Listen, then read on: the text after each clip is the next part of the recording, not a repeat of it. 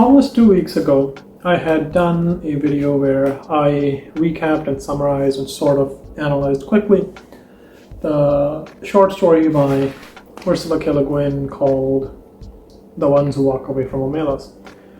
It was a thought experiment / science fiction story analyzing or imagining a utopia, and then the cost of that utopia, and I linked it specifically to capitalist imperialism.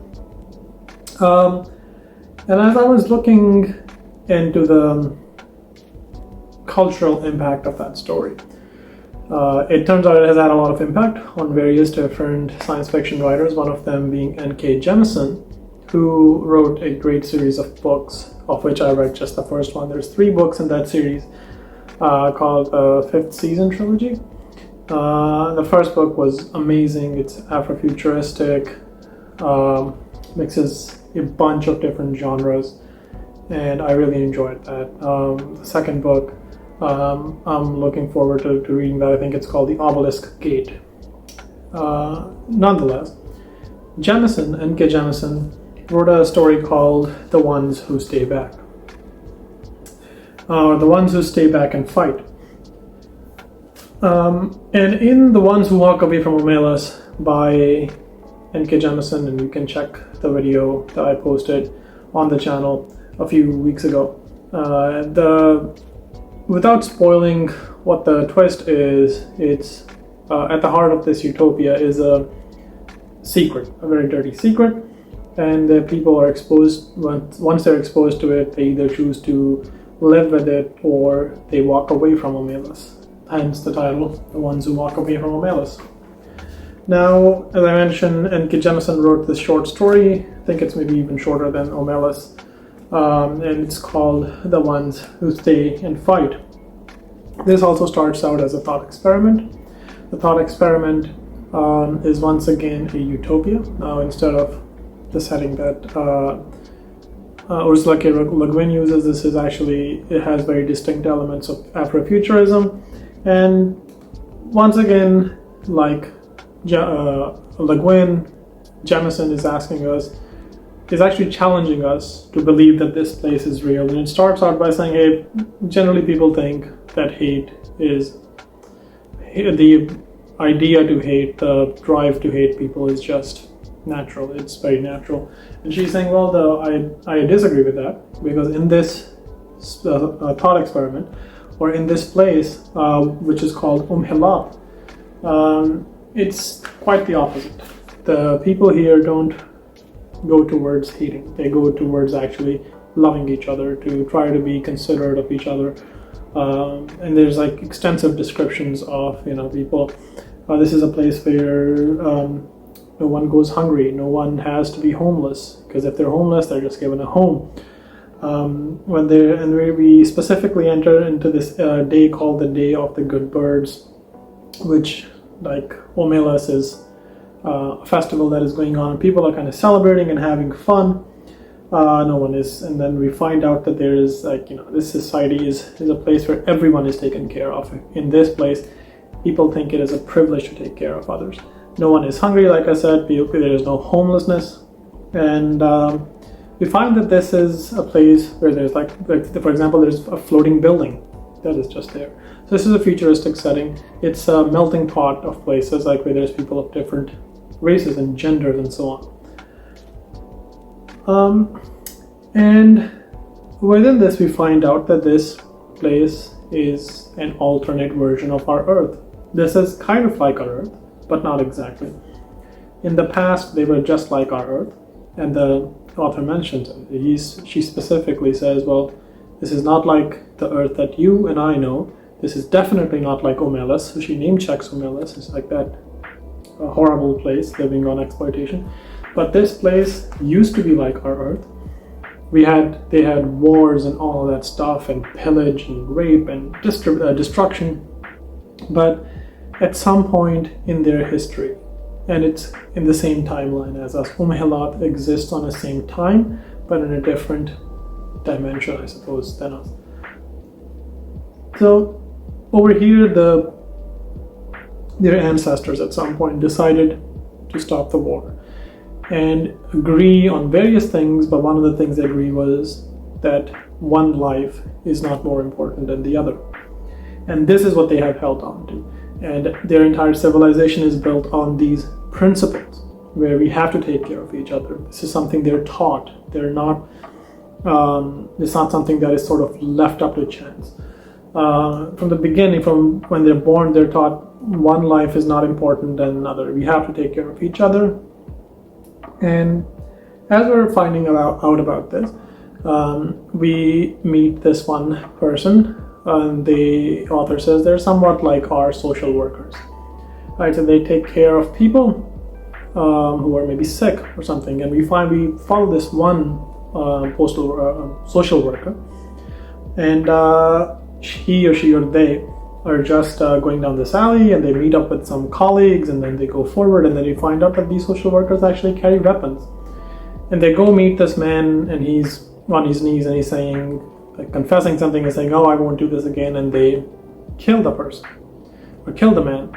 But the author says they do it in a way so that it goes to like the spine and comes out a specific way where it's quick but it's painless. And the man's daughter was still there, and she sees it, and she says, this, she's saying like, "I'll take vengeance from you," or whatever. And the social workers are really struck at this, because they start mentioning a virus. Now, what is that virus? So this is where the author said, well, now I'm going to introduce the seedy underbelly of this world to you. The seedy underbelly of this world is the fact that because this society is so advanced, people don't fight, they don't wage wars, they're not engaged in hate. So that people there are generally very smart. And one of the things they like to do is to develop technology, and they have technology that is freely available, where they can use that technology to listen into our world. They don't see our world, but they listen in, like they will get signals from our social media or TV and so on. And what happens is that these signals going into their world, when these people find those signals, they are horrified, saying, well, why is this world that is so much like ours, why is there homelessness? Why are people hungry? Why is there war still? And using that, they go and appreciate their world more. But there are some people who get so hurt by this knowledge that there is a world that people are hungry, they don't have a home. They might die from that hunger. They might die from diseases that are curable, but they can't afford them, the cures, that is. So they start actually just talking about it. And by the very act of talking, they're sharing these ideas, and eventually they will get to a point where they break out of that prime agreement that one life is not more important than another, that we are all equal, we take care of each other. And these social workers specifically murder essentially those people where they think that these people who are infected by this idea, and social workers themselves are infected by these ideas, but they have been trained. And we actually, I missed one thing, they actually have like this kind of technological something in their head that keeps these ideas in check. What we see happen with this man is what they do with people who are infected by the ideas from our world, like these negative ideas that they fought hundreds of years ago or so to get rid of. And here's when it gets interesting, because you would expect, well, there's the father has died, now there's a child that is there, and they would get rid of the child. But that is where the author comes in and says, well, you're expecting gruesome murder of a child now. But no, that's not what Um-Helat is. Um-Helat is actually, and he says, these social workers, whenever they come across the people who have been infected with their ideas, they will try to get them to, get them to essentially give up these ideas, but in a way that is healthy, as in the sense, and that is what she talks about with the child. She says, well, this child, they will take care of this child. They will extend to her psychologically a hand, saying that give up this idea, because by trying to kill us, you are giving primacy over one life to another. And they said that, well, we will keep reaching out to her until she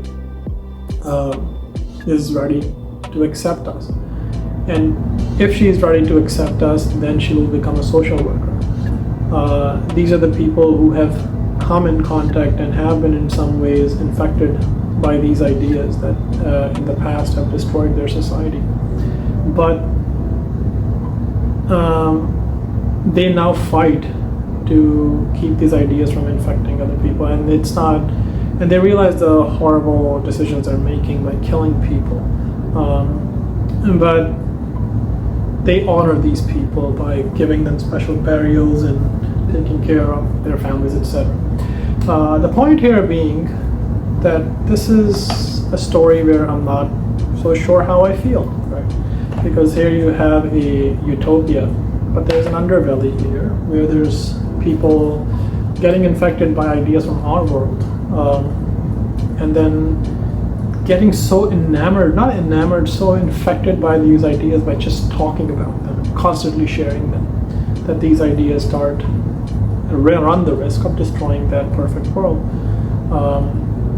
And it's not like the people who are finding out these ideas or the social workers, they're not throwing these people into gulags. They're killing the people who are infected and beyond saving. But those who are not beyond saving, they will be reached out to. They will be essentially trained to save this society, to help fight for this society. Because what was disturbing about the ones who walk away from Omelas was the ones who walk away from Omelas. Because instead of wanting to fight for their society, instead of trying to make it better, they would just walk away.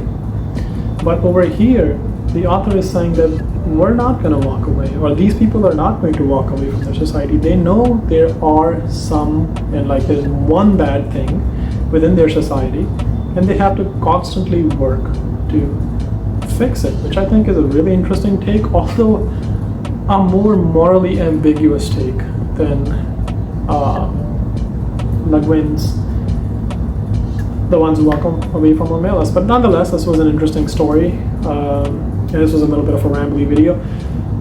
So thank you for sticking with me this whole time. But if you would like to see more of my stuff, follow the channels.